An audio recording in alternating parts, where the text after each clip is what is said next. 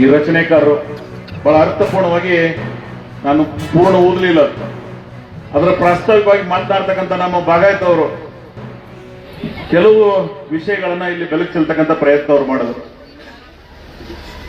ಹಾಗೆ ನಮ್ಮ ಗಾಣಿಗರ್ ಸರ್ ಅವರು ಬಹಳ ಸೂಕ್ಷ್ಮವಾಗಿ ಕೆಲವು ಮಾತುಗಳನ್ನು ಅವ್ರ ಬಗ್ಗೆ ಮಾತನಾಡಿದ್ರು. ಇದು ಅವರಲ್ಲಿ ಇರ್ತಕ್ಕಂಥ ಆ ವಿಶೇಷವಾದಂಥ ಗುಣಗಳು. ಬರೀ ರಾಜಕೀಯವಾಗಿ ಅಷ್ಟೇ ಅಲ್ಲ, ಈ ಭಾಗದಲ್ಲಿ ಏನಾದರೂ ಒಂದು ನ್ಯಾಯ ಪಂಚಾಯತಿಗಳು ಮಾಡಬೇಕಾದ್ರೆ ಈ ಕಾಲದಲ್ಲಿ ನಾವು ಯಾರು ನ್ಯಾಯ ಮಾಡಂಗಿಲ್ಲ, ಯಾಕಂದ್ರೆ 4 ಕೋಟಿ ಕಡಿಮೆ ಮಾತಾಡ್ತೇವೆ.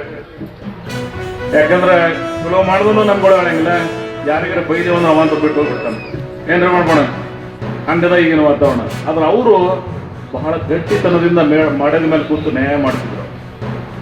ವಾಸ್ತವಿಕತೆ ಜೊತೆಗೆ ಬದುಕ್ತಾ ಇದ್ರು. ಈ ಭಾಗದಲ್ಲಿ ಸತ್ಯವನ್ನ ಪ್ರತಿಬಿಂಬಿಸ್ತಕ್ಕಂಥ ಪ್ರಯತ್ನ ಅವ್ರು ಮಾಡ್ತಾ ಇದ್ರು. ನ್ಯಾಯ ಪಂಚಾಯತಿ ಮಾಡೋದಂದ್ರೆ ಎಕ್ಸಾಮ್ ಬರೀತೀವಿ ಸರ್. OMR ಶೀಟು ಮತ್ತು ಸೀರೀಸು ಎರಡು ಎದ್ದು ಬದ್ದಾಗಿದೆ ಸರ್. OMR ಶೀಟಲ್ಲಿ ಇರ್ತಕ್ಕಂಥ ಡಿಜಿಟು ಅಲ್ಲಿ ಇಲ್ಲಿ ಕೂಡ ವ್ಯತ್ಯಾಸ ಆಗಿದೆ, ತಪ್ಪಾಗಿ ಎಂಟ್ರಿ ಆಗಿದೆ. ಹಾಗಾಗಿ ಅವರು ಮೆಂಬರು KPSC ಮೆಂಬರ್ ಏನಂದ್ರು, ನಾವು ಈ ಎಕ್ಸಾಮ್ ಮಾಡಿದೆ ನಿಮಗೆ ಕೊಡ್ತೀನಿ ಅಂತ ಹೇಳ್ತಿದ್ದಾರೆ. ಪೇಪರ್ ಆಲ್ರೆಡಿ ಸಾಮಾಜಿಕ ಜಾಲತಾಣದಲ್ಲಿ ಬಂದಿದೆ. ನಾವು ಇದನ್ನ ಓದ್ಕೊಂಡು ಹೋಗಿ ಬರೆದ್ರೆ ಇನ್ನೂ ಉಳಿದ ಅಭ್ಯರ್ಥಿಗಳಿಗೆ ಅವ್ರಿಗೆ ನ್ಯಾಯ ಎಲ್ಲಿ ಸಿಗುತ್ತೆ? ಹೌದಾ ಸರ್? ಅಣ್ಣವರು ಏನು ಹೇಳಿದ್ರು ಅದನ್ನು ಕರೆಕ್ಟ್ ಹೇಳಿದ್ದಾರೆ. ನಾವು ಪೇಪರು 10 ಗಂಟೆ ಒಳಗೆ ಹೋಗಿದ್ವಿ, 12 ಗಂಟೆ ಬಿಟ್ಬಿಡ್ಬೇಕು. ಈಗ 10 ಗಂಟೆಗೆ ಹೋಗಿರೋ ನಮ್ಮನ್ನ 1 ಗಂಟೆ ಬಿಟ್ಟಿದ್ದಾರೆ. ಇದುವರೆಗೂ ಬಿಟ್ಟೇ ಇಲ್ಲ, ಹೊರಗೆ ನಮ್ಮನ್ನ ಜಗಳ ಮಾಡಿ ನಾವು ಹೊರಗೆ ಬಂದಿದ್ದೀವಿ.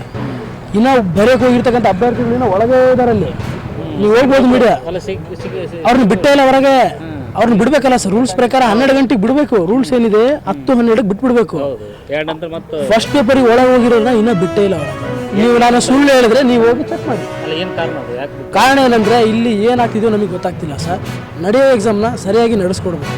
ಭಾಳಷ್ಟು ಅಭ್ಯರ್ಥಿಗಳು ಭಾಳ ಊರಿಂದ ಟ್ರಾವೆಲ್ ಮಾಡಿಬಿಟ್ಟು ಭಾಳಷ್ಟು ಹಣನ ವ್ಯಯ ಮಾಡಿ ಬರ್ತಾರೆ ಅಧಿಕಾರಿಗಳು ಆಗ್ಬೇಕಂತ. ಈ ರೀತಿಯಾಗಿ ಆಗೋದು ಸರಿಯಲ್ಲ.